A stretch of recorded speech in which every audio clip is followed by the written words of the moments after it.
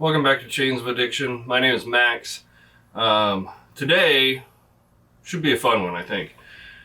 Got this little Echo 2511T, and as far as I can tell, it's got very low hours on it, and it seems to be in pretty good shape. But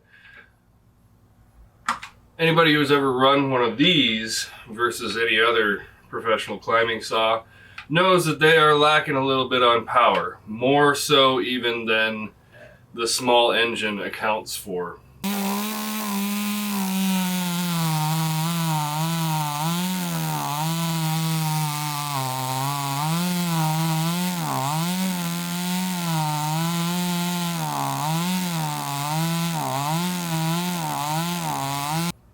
So we're gonna see what we can do about that today.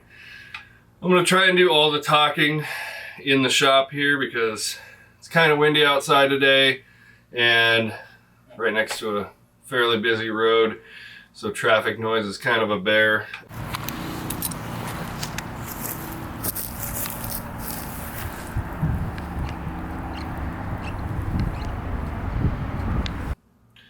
So real quick, I'm gonna take this thing outside, and I've got a good chain on it. It's a Forester full comp, no safety, full chisel, decent chain, and the thing oils good and it runs fairly decent. I've got it tuned as good as I can get it tuned the way it sits right now.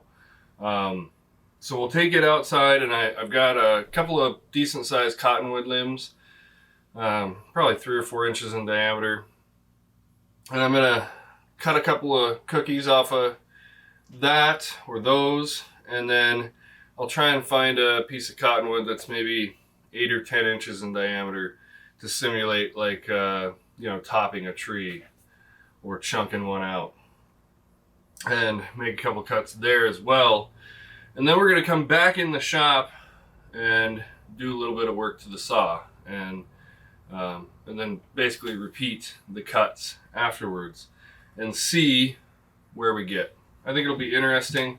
These are really common saws, so there's a lot of information out there about ways to modify them to get a little bit more power out of them. So yeah, let's do it.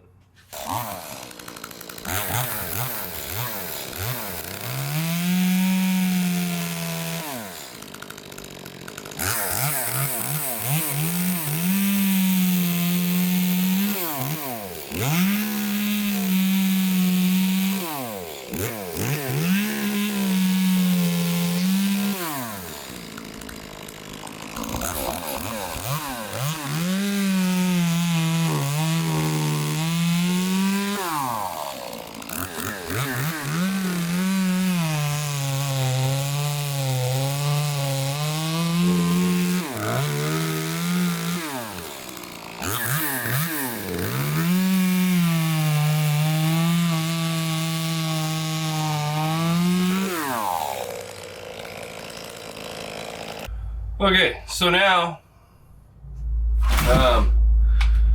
just did those baseline cuts. The muffler's still hot. So what I'm gonna do is start with the chain. I am gonna square grind this little saw. The theory behind that is that on paper with a square grind, because you are able to keep some more material right behind the leading edge of the tooth, you can actually make the tooth a little bit sharper and still have the durability and longevity.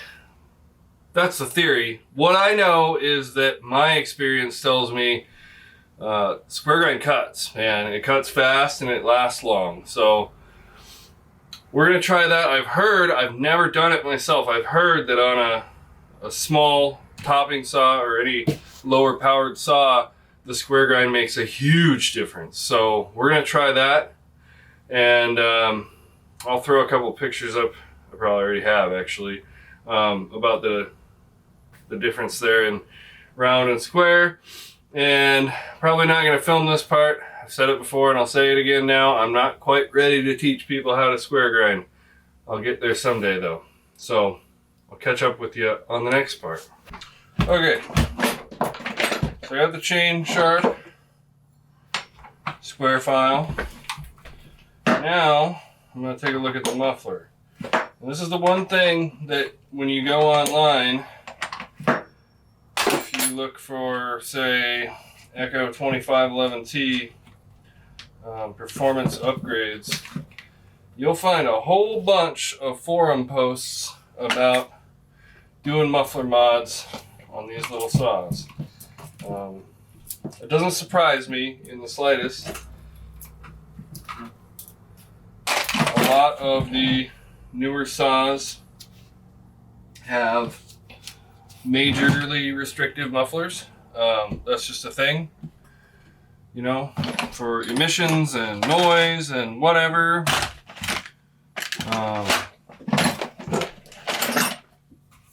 Some places you might get yourself in a little bit of a bind if you've got a super loud modified saw. Where I am playing with saws, the only person that's going to complain is me, or maybe Danny. For instance, my steel with the big pipe on it. He requests that I tell him before I fire that thing up so that he can find ear protection, because it is obnoxiously loud if you're within about 20 feet of it.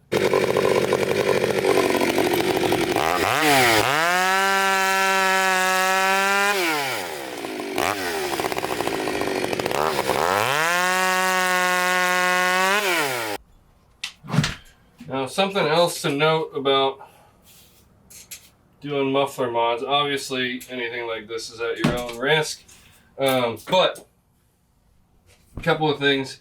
There is absolutely such a thing as going too far. I've done that before. I did it in the name of science, and the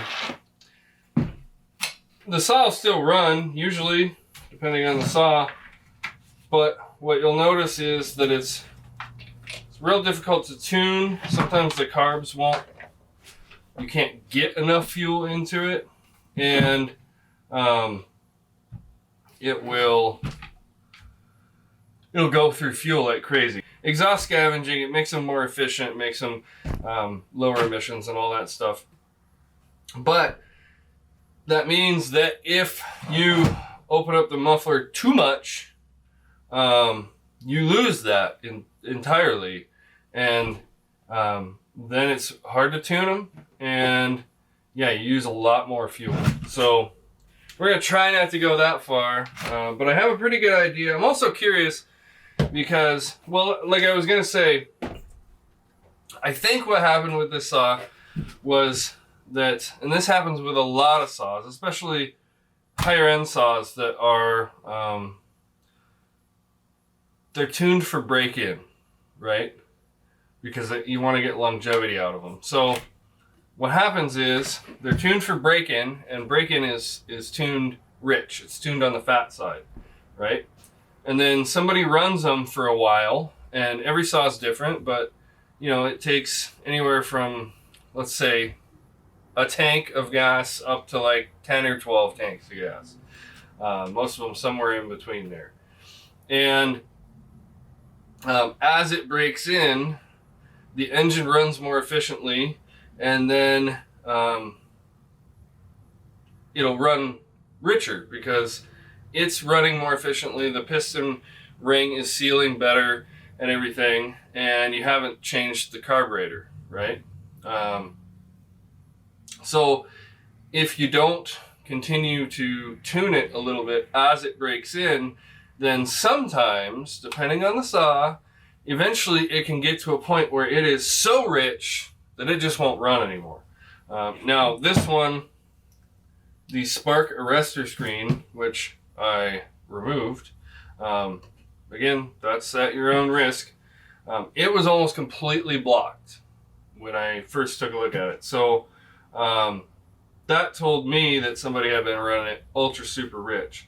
So I'm curious to see, for one, what the piston and ring look like I should be able to see them through the exhaust port there. And for 2, if there's a bunch of carbon buildup inside of the muffler. Man, those were tight. Woo! What a little tiny exhaust port. Okay, cool. Good news is that the piston and cylinder look pretty much brand new. I got to looking at it, and I figured this little flap I could I just cut it with like a cutoff wheel on one side, and I pulled it up, and you won't be able to see it, but just inside of the port there's a big baffle that's like, oh, 1/4 inch underneath the surface where the port is. So I'm gonna grind a little opening in that, and then enlarge this port ever so slightly, and bend that back down, slap it back on the saw, and see how it runs. See that? Yeah, you do. That's what we done. Nothing extreme. So I'm gonna bend this thing back. All that flap does is redirect the air, redirect the exhaust to come down rather than out onto these plastics. So it should be fine. If I have to later, I can, you know, get it welded or soldered or whatever, but I don't think it'll be an issue. If you're gonna play with the exhaust on any kind of 2-stroke at all, is that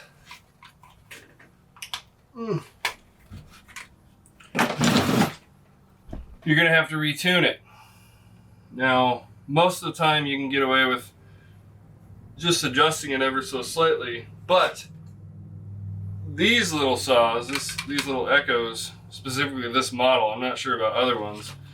I've only messed with a few Echoes, but these have extremely limited tunability with the stock limiters installed on the carburetor. And that just ain't gonna fly for us, right? So I'm going to have to remove that. Okay, well, that was simpler than I thought it was gonna be. They've got these little grooves, and you can see I've already got this one partly pulled out. There's a little tab, so you gotta line up those tabs, and then you can actually, I used a little dental pick and used the other end of that groove and popped it out. Again, this is not for everybody. Modifying your saw is definitely not for everybody, but if you're gonna do it right and do the whole package, right? It's kind of like if you're a gearhead, you know, you don't throw a cam into a motor that's got stock exhaust manifolds and stock intake. You do it all. That's the idea. So with this one, we have to adjust the fueling to go with, our new exhaust. Say it again, flip your bars, guys. They're made to be run both directions. If you are not flipping your bar, all you're doing is wasting it. Just wasting it. Don't run your chains too tight. That's the other thing. That's tight enough. You want to make sure as you're putting her on there, that it still moves completely freely. Alright.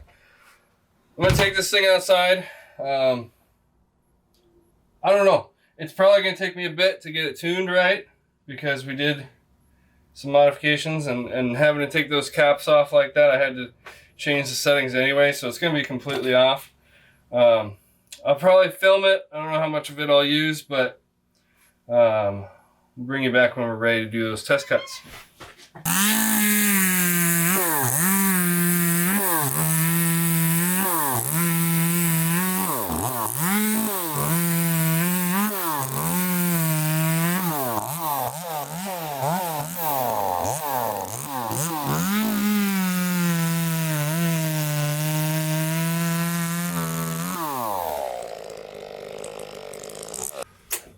I'm not entirely sure how that's going to come out on video, but I got a pretty good idea that even on video, that'll be dramatic. That's my word today. Dramatic. Dramatically improved. That's amazing, actually, to me. The way it feels, it's got more pull, more torque, basically. It's tuned now, like. And I'm sure I'm going to fine tune it a little bit down the road, but it's tuned. It restarts easily, which it never really did before. You always kind of had to rev it up, even when I had it running pretty good. And it doesn't cackle or crackle in the top end, which the way it was before, you could get it kind of tuned for like really small limbs, and then it would cackle in the bigger limbs, or you could get it kind of tuned for the big stuff and it would cackle, and yeah, it just wasn't good. Now I think the little bugger's gonna do us proud.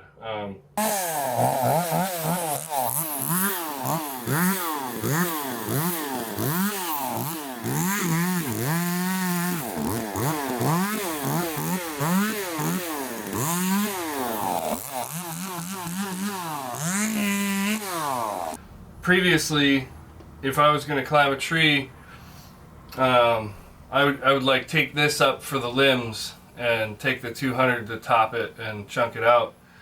Now I think I could definitely top trees with this, and probably I could do chunk outs, but I wouldn't want to do a ton. Like, usually when I go up and top a tree, I'll just chunk it out far enough that I can fall it. And for that it'd be fine, but it depends on the size of the tree too. This thing's still not gonna really cut it in the 12-inch or bigger cottonwood, and cottonwood's fairly easy to cut, so I can only imagine in some of the harder trees. But it's a huge improvement, and I'm super happy with it. Probably can tell that because I keep yammering on, but yeah, for like an hour's worth of my time, a tiny bit of research on the internet, and a little bit of careful handwork. Yeah, that's huge, man. I mean, it feels way better than it did. So yeah, I think that's it for today, guys. I don't know what's coming next. Work is starting to pick up big time, and I'll continue to kind of share some of that as the job gets more exciting, because it does get kind of fun in the summer. And I'll definitely try to keep going with more saw stuff. I actually remembered the other day, I bought a saw. Well, I had a friend of mine pick up a saw for me, and it was super cheap, and I haven't picked it up yet, so maybe we'll have to do that pretty soon here. Super cheap, so that could be fun though. And I've got parts and stuff for that. So, yeah, that's it for today, guys. Thanks for stopping by. My name is Max. This is Chains of Addiction. And we'll catch you on the next one.